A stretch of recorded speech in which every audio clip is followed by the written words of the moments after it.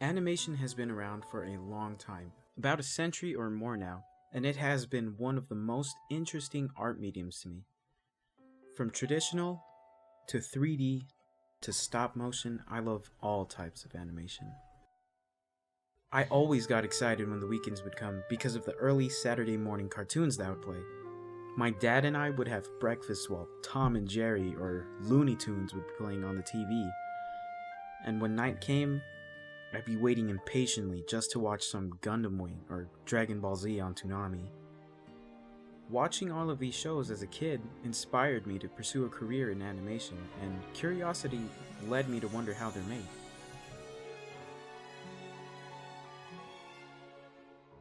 Through tons of research and time spent analyzing cartoons frame by frame, I came across Frank Thomas and Ollie Johnston's 12 Principles of Animation. This concept came to fruition when it was presented in their book, The Illusion of Life. Paraphrasing from Preston Blair's book, Cartoon Animation, animation is the process of capturing multiple drawings or photographs of the character, whether it's a person, animal, or any inanimate object, to give it the illusion of life. I'll go over the 12 principles using examples from a plethora of other shows that correspond to each principle, starting with squashing and stretching. Squashing and stretching is the depiction of movement of a character based on its weight and mass. If the character is light, then it will squash more than a heavy and dense object. For example, like a rock versus a water balloon falling down. A rock will keep its rigid and stiff pose while a water balloon will stretch as it falls and squash when it lands.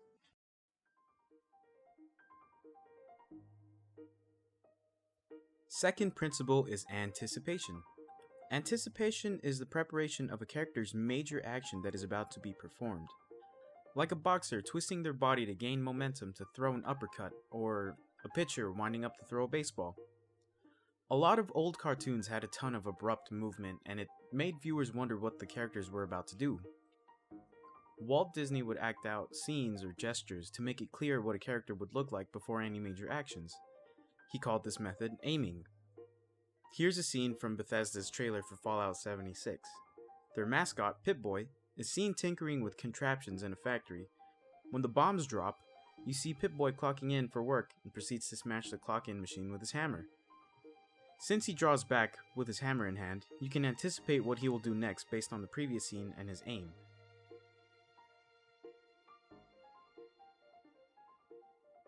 Staging is having a clear and organized presentation of a character, their personality, and expressions to make it easy for viewers to recognize. It's important to focus on one action at a time. If there's too much going on at once, it could stifle the delivery or the importance of a scene. If a character is sad, it's generally better to have a close-up rather than having a long shot. However, a good example is Pixar's Up, when Carl sat in the church alone and sad. You can feel the sorrow and the loneliness he had in the scene. This is an effective long shot. Fourth principle, straight ahead or pose to pose. Straight ahead is animating from one drawing and continuously carrying on from the last frame, while pose to pose is having multiple keyframes and animating the rest of the frames in between the keyframes. Straight ahead has a natural flow, while pose to pose has structure. A lot of fighting scenes use pose to pose to capture their movement, and it helps connect each and every hit or snappy action with in-betweens. Straight ahead is perfect for unpredictable movement like explosions, or water flowing, or fire. Fifth principle is follow through and overlapping, and the sixth principle is slow in and slow out. I feel like mashing these two principles together because they're pretty close when it comes down to physics.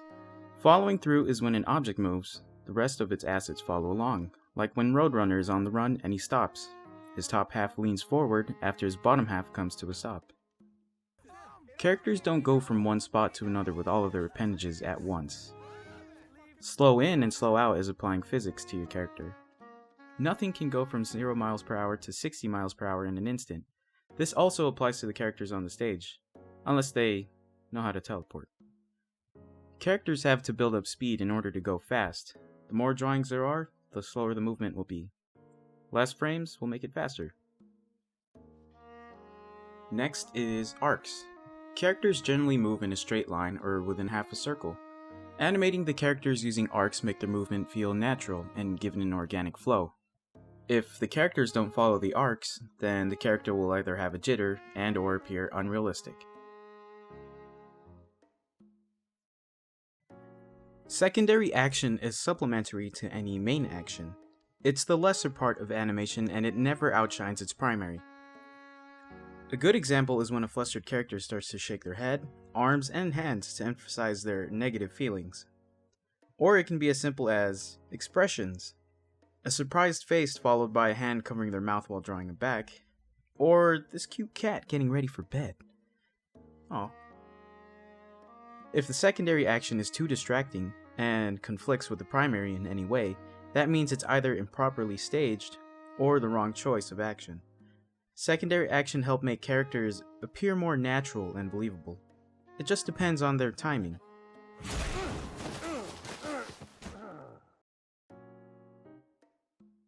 Timing is crucial to animation. Coming back from slow in and slow out, fewer drawings that are present make the character faster. The more drawings, the slower they will be. Timing can also depict the tone of the animation. Having a landscape shot that pans slowly from one side to another usually comes off calm and relaxing, but if there are less frames in the pan, it can make the scene seem tense and more attentive. If the timing is off, then the delivery of the action/animation isn't as impactful as intended. Exaggeration is presenting your characters in an uncontained and wild form. It's essentially capturing the essence of realism while distorting it, kind of like a caricature, taking the most important assets of a face or expression and blowing it out of proportion. All of the old cartoons did this, like when Tom munched on an entire cake, or when Daffy Duck would get his beak blasted to the back of his head. Solid drawings. This is a necessity to being an animator. If an animator does not have any prior knowledge of drawing, then that'd make the process longer and difficult. Well-rounded animators manage to keep their work consistent and clean, knowing how to draw them in different angles and perspectives. The last principle is appeal. There needs to be something that's visually pleasing to the audience when it comes down to drawing your character or animating them. Good examples are when a character sticks with their description. There are some animators that care about detail, while some, not so much. It all depends on your preference. It's fascinating to see how intricate and complex animation really is. These 12 principles are great building blocks for animators, and it's cultivated the animation standards. A lot of freelance animators on YouTube don't really rely on the 12 principles, but it's fun watching how wacky they get. I can't wait to see what the future holds for animation.